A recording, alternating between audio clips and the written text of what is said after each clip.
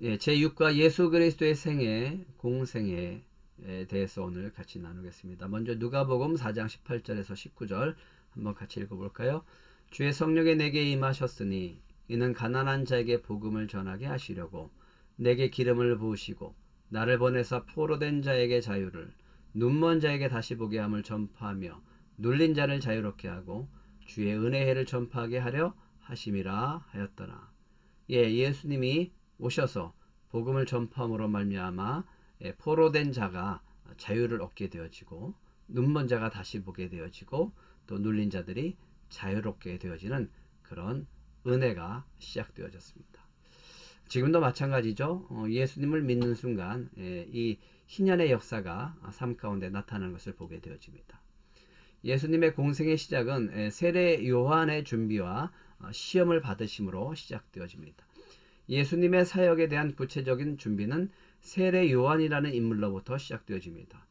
약태토롯을 입고 석청과 메뚜기를 먹는 야성적인 이미지의 인물 세례 요한은 회개하라, 천국이 가까웠느니라는 메시지를 선포합니다. 그래서 많은 사람들에게 세례를 베풀던 세례 요한은 신약시대의 첫 선지자요, 예수님 공생의 시작을 준비하는 하나님의 사자였습니다. 광야에서 세례를 베풀던 그에게 때가 차며 예수님께서 다가오십니다. 그리고 요한에게 세례를 요청하십니다. 세례 요한은 화들짝 놀라며 세상의 구속주로 오신 분께서 왜 도리어 자신에게 세례를 받아야 하는지 반문합니다. 그러나 그는 곧 예수님께 세례를 베풀고 비로소 예수님의 공생애는 시작되어집니다. 세례와 함께 공생애를 시작하는 또 다른 중요한 사건이 있습니다. 그것은 바로 예수님께서 광야로 나아가서 금식 기도를 하신 사건입니다. 유대 지역은 굉장히 위험한 지역입니다.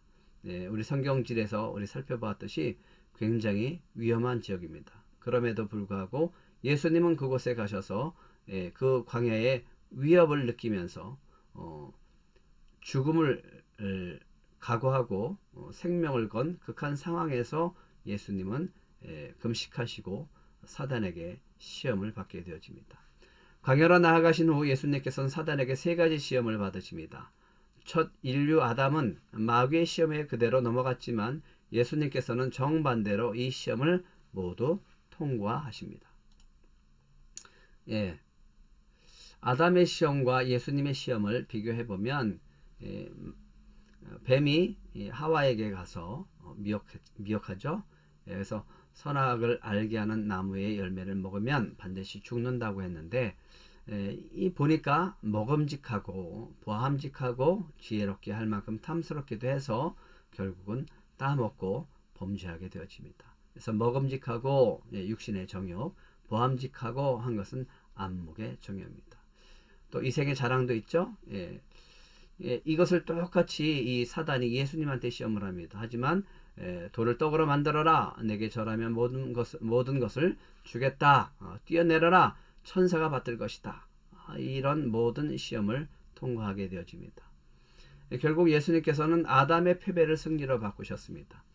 아담의 실패는 온 인류에게 죄악이라는 짐을 남겨줬지만 예수님의 승리는 온 인류를 구원할 길을 여신 것입니다. 결국 예수님께서는 금식뿐만 아니라 사단의 시험을 이기심으로 장차 십자가에 달려 부활하실 영광을 미리 보여주셨습니다. 그리고 구세주로서 자신의 승리를 미리 예고하셨습니다. 예수님의 공생애는 승리로서 시작하게 되어집니다. 밑에 있는 에피소드는 여러분들이 한번 읽어보시기 바랍니다. 예수님의 사역이 있습니다. 예수님의 사역은 크게 세 가지입니다. 복음을 가르쳐 주셨고요, 선포하시고 고쳐 주십니다. 예수님의 사역 전반부는 주로 이 가버나움을 중심으로 갈릴리 지역에서 이루어지게 되어집니다. 먼저 예수님께서는 제자들을 부르십니다. 일반적으로 예수님의 공생애의 기간은 3년으로 추정합니다. 그것은 복음서에 등장하는 절기들을 중심으로서 예수님의 사역 전반을 정리했을 때 대략 3년이라는 기간이 산출되기 때문입니다. 중요한 것은 이러한 예수님의 사역 전반부의 핵심 사역이 바로 제자들을 가르치신 일이다라고 하는 겁니다. 예수님은 자신의 십자가에 달릴 것을 미리 알고 계셨기 때문에 이 사역을 계승하여 감당해 나갈 제자들을 키우시는데 주력하십니다. 이것은 지금까지도 중요한 기독교의 사역 원리로서 작용합니다. 제자들을 양육하는 것은 주님 오실 그날까지 이루어져야 할 사역인 것입니다. 이렇게 양육된 제자들과 함께 예수님께서는 팔레스타인 전역을 두루다니시면서 천국을 선포하십니다. 그래서 우리는 마태복음 5장 이하에 등장하는 산상순이라는 예수님의 설교를 기억할 수 있습니다. 예수님께서는 천국 백성으로서의 삶을 선포하셨고 장차 어떠한 일이 다가오는지에 대해서 말씀하셨습니다. 또한 많은 유대인들이 특히 바리새인들과 율례와 구체적인 삶을 놓고 논쟁하시며 가르치셨습니다. 예수님께서는 제자들을 가르쳤으며 이와 동시에 천국을 선포하시며 비밀한 일들을 밝혀 나가셨습니다. 그러나 잊지 말아야 할 것은 산상수훈과 같은 예수님의 선포들이 오늘날을 살아가는 우리들에게 너무너무 중요한 메시지로 적용되고 있다고 하는 겁니다. 이웃사랑의 첫째 계명을 밝히게 하신 일이라든가 어린아이와 같아야 할 것을 이야기하셨다든가 팔복 이런 것들은 이 시대 가장 적합한 복음의 메시지라고 할 수 있을 것입니다. 여러분이 복음서를 읽어나갈 때 가장 많이 등장하는 사건이 있습니다. 바로 예수님께서 병자를 고치신 부분입니다. 나면서 속용된 사람들, 귀신 들린 사람들, 또 나사로, 베드로의 장모, 혈루증을 앓고 있었던 여인을 치료한 사건, 야이로 회당장의 딸을 살리는 사건, 뭐 많은 사건들이 있죠. 중풍병자를 고치는 사건, 소경을 고치는 사건, 이런 많은 것들이 열거되어져 있습니다. 당시 유대 사회에서 가장 소외된 사람들은 바로 이러한 병으로 고생하는 사람들이었습니다. 이들은 단순히 질병뿐만 아니라 부정한 자로 사회에서 버림받은 자들이었기 때문에 예수님의 고치심은 더욱더 큰 의미를 갖고 있습니다. 단순히 육신의 질병만 고치는 것이 아니라 이들로 하여금 다른 이들과 같이 온전한 삶을 살 수 있도록 새로운 삶의 길을 열어주셨다라고 하는 겁니다. 이 도표가 있는데 여러분들이 이거를 잘 살펴보시고요. 예수님의 탄생과 승천까지의 이 성경들이 어떻게 기록되고 있는가를 잘 표를 보시면서 읽으시면 여러분들이 굉장히 성경을 읽는데 큰 도움이 될 것이라고 보고, 또 예수님이 어떻게 탄생하고 어떻게 해서 승천하셨는지 이 모든 과정들이 어떻게 이 사복음서에서 펼쳐지고 있는지를 여러분들이 보게 될 것입니다. 대략 살펴보면 이 도표를 한번 살펴보시면 좋을 것 같습니다. 예수님이 탄생하시죠. 무명의 신분이 있고요. 예수님이 공생애를 시작하면서 인기도가 급상승하게 되어집니다. 그리고 3년의 공생애를 마치고 이제 십자가를 지게 되어지고 3일 만에 부활하시고 승천하게 되어집니다. 그런데 우리 여기서 특별히 유의해서 볼 부분은 이 초기에 성전 정결 사건이 있다라고 하는 거예요. 그리고 예수님이 마지막 예루살렘 입성하셨을 때도 역시 성전 정결 사건을 기록하고 있습니다. 첫 해, 둘째 해, 셋째 해 각각 이 표대로 이렇게 보시면 예수님이 어느 부분에서 어떻게 사역하시고 무엇을 중점적으로 사역했는지를 여러분들이 잘 볼 수 있고, 특별히 절기를 잘 살펴보셔야 됩니다. 그래서 유월절, 또 초막절, 그리고 마지막에 유월절까지 이렇게 잘 살펴보시면 절기를 통해서 예수님이 어떻게 또 언제 예루살렘에 들어가셨고 어떤 사역들을 감당하셨는지를 잘 살펴볼 수 있을 거라고 생각되어집니다. 복음서라는 이름의 책들이 있습니다. 신약 성경이 한 권으로 엮어지기 이전인 초대교회는 많은 복음서들이 사용되었는데 그 중에 현재의 성경에 포함된 복음서는 오직 마태, 마가, 누가, 요한복음뿐입니다. 이 중에서 첫 번째 세 권을 우리는 흔히 공간복음이라고 부릅니다. 그런데 이 공간이라는 명칭 때문에 같은 이야기가 반복되어 기록된 것으로 생각하는 약간의 오해가 있기도 합니다. 그러면 무엇 때문에 같은 이야기를 반복했을까요? 그것은 복음서라는 이 장르에 관한 문제입니다. 복음서는 본래 전기라기보다는 초대교회 신앙인들이 예수 그리스도에 관한 신앙을 고백하고 전파하기 위해 기록한 일종의 설교요 또 신앙 고백이라고 할 수 있습니다. 만약 복음서가 역사나 자서전과 같은 목적으로 기록된 책이라면 이런 종류의 책을 4권씩이나 중복해서 포함시킬 이유는 없었을 것입니다. 복음서를 4개씩이나 포함시킨 이유는 기독교 신앙을 위해 너무나도 중요한 예수님의 생애와 교훈 그리고 그의 활동과 인격을 좀 더 넓고 깊게 전파하기 위해 네 사람이 서로 다른 신앙의 증거와 서로 다른 형태의 설교를 제시하는 데 있었을 것입니다. 그래서 이 마태, 마가, 누가, 요한복음의 특징을 지난번에 한번 같이 살펴봤죠. 그런 관점에서 여러분들이 성경을 보신다면 이 마태가 어떤 관점에서 보았고 마가가 어떤 관점에서 보았고 누가가 어떤 관점에서 보았고 요한이 어떤 관점에서 보았는지를 여러분들이 발견하게 되어질 겁니다. 사역의 절정은요 고난주간입니다. 우리가 매년 우리 고난주간을 보내게 되어지죠.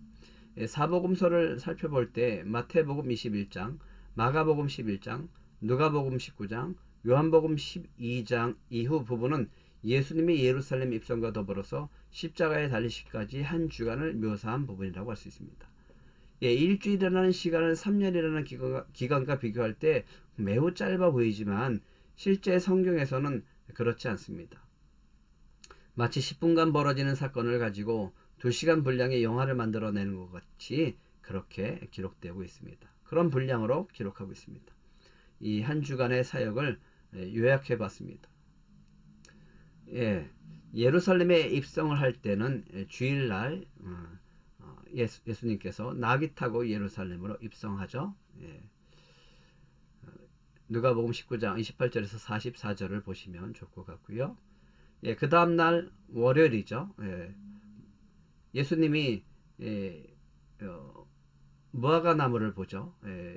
잎이 무성한 무화과 나무를 보시고 시장에서 뭔가 열매를 좀 먹을까 해서 갔지만 무화과가 나뭇잎만 무성하고 열매가 없습니다. 그래서 저주하는 사건이 등장합니다. 그리고 무화과 나무를 저주하고 성전에 들어가서 성전 정화합니다. 마태복음, 마가복음에 기록되어 있습니다. 화요일날은 논쟁의 날입니다. 각 종교 지도자, 특별히 이 대제사장, 서기관들, 장로들이 와서 무슨 권위로 이런 짓을 하느냐, 또 가이사랴에게 세금을 내는 게 옳으냐, 뭐 이런 논쟁이죠. 부활의 논쟁 이런 것들을 종교 지도자들과 마지막 질문 공세를 해서 예수님의 말씀에 책을 잡으려고 하고 또 꼬투리를 잡으려고 하고 죽이려고 하는 그런 시험을 하려고 하는 그런 많은 논쟁들이 벌어지지만 다들 예수님의 답변에 놀라게 되어지고 무리들이 두려워서 떠나는 그런 날이 바로 화요일이었습니다. 그리고 예수님이 감람산에서 제자들을 가르치십니다. 예수님이 나오실 때 제자들이 그래요. 성전을 바라보면서 그 성전의 화려함을 이야기합니다.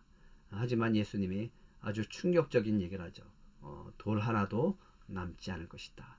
그래서 감람산에 오셔서 그 성전을 마주대하시고 이렇게 바라보시죠. 그때 제자들이 와서 묻습니다. 언제 이런 일이 있고 어떤 징조가 있을 겁니까? 라고 했을 때 예수님이 이 마지막 때의 징조를 말씀해 주십니다. 이것이 화요일이고요. 수요일은 기록이 없습니다. 그래서 공난으로 뒀습니다. 그리고 이제 마지막 날이죠. 6월절 만찬을 준비하게 합니다. 그리고 제자들과 6월절 만찬을 하시고 겟세마네로 올라가셔서 기도하시고 그곳에서 잡히십니다. 그리고 재판을 받으시죠.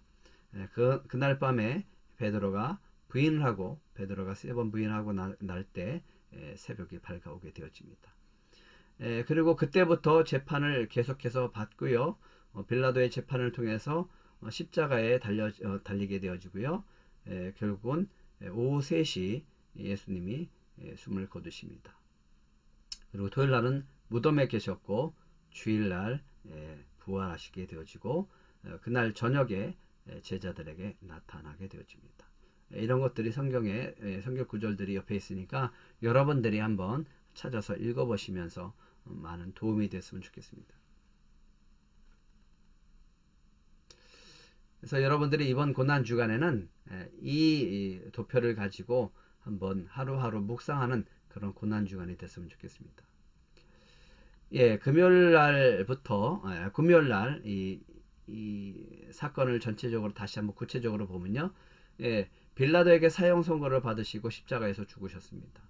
첫 번째 재판은 그 전날 밤에 대제사장 장인 안나스 앞에서 받게 되어지고요. 두 번째 재판은 대제사장 산헤드린에서 이 공회인들에게 재판을 받게 되어집니다. 세 번째 재판은 산헤드린에서 절차를 합법화하기 위해서 하고요. 어떻게 하면 죽일까? 죽일 수 있는 권한이 없으니까. 그래서 오전 6시 30분 네 번째 재판 빌라도에게 보내게 되어집니다. 다섯 번째 재판은요. 빌라도도 예수님이 죄가 없다는 것을 알고 감당할 수가 없으니까 헤롯에게 보내게 되어지죠. 헤롯은 세례 요한이 살아온 지 알고 그랬지만 뭔가 얻을까 해서 찾아봤지만 유익이 없자 조롱만 하고 다시 돌려보냅니다. 결국은 빌라도가 재판을 하게 되어지고 빌라도가 사형 언도하게 되어집니다. 그래서 채찍질을 당하십니다. 오전 9시에 십자가에서 처형을 당하셨고요. 6시간 동안 십자가에 매달려 계셨습니다. 그리고 오후 3시에 다 이뤘다 외치시고 운명하십니다. 그때 성전 휘장이 갈라지게 되어집니다. 군병들이 예수님의 옆구리를 창으로 찌르고 두 강도의 다리를 부러뜨려 죽음을 확인합니다. 왜냐하면 이 유대인들의 요청이 있었기 때문에 그렇습니다. 아리마대 요셉이 빌라도에 가서 시체를 달라고 하고요. 그래서 장례를 준비하게 되어집니다. 그래서 니고데모와 함께 아리마대 요셉이 준비한 새 무덤에 예수님을 안치하게 되어지고 동굴 무덤에 안장하게 되어집니다. 토요일은 무덤에 로마 경비병이 세워지고 부활한다라고 하는 것 때문에 두려워해서 로마 경비병을 세우게 되어집니다. 그래서 돌문을 봉하게 되어집니다. 하지만 주님은 이 천사를 통해서 돌문을 옮기시고 주일날 다시 부활하게 되죠. 간단하게 정리를 해보겠습니다. 예수님의 시험과 아담의 시험을 비교해서 다음표를 완성해봐라. 예수님은요, 돌을 떡으로 만들어라. 내게 절하면 보이는 모든 것을 주겠다. 떼어내려라. 천사를 받들 것이다. 라고 하는 것을 예수님께서 말씀으로 다 물리치시고 승리하게 되어집니다. 예수님의 사역은 크게 가르치시는 사역, 말씀을 선포하시는 사역, 고치심의 세 부분으로 나눌 수 있고요.